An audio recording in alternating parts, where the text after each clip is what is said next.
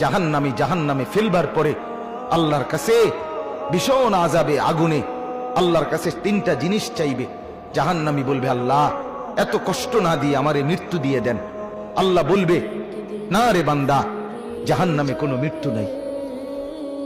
নাফরমান জাহান্নামী তখন বলবে, আল্লাহ তাইলে আমারে একটু তখফিফ, একটু আযাব হালকা করে দেন, আমারে মাসে একটা দিন কদ্দুর বিরতি দেন, 24 ঘন্টার মধ্যে আমারে 10টা মিনিট হইলেও কদ্দুর আলগাত রাখেন, আমি আর পারছি না মাওলা।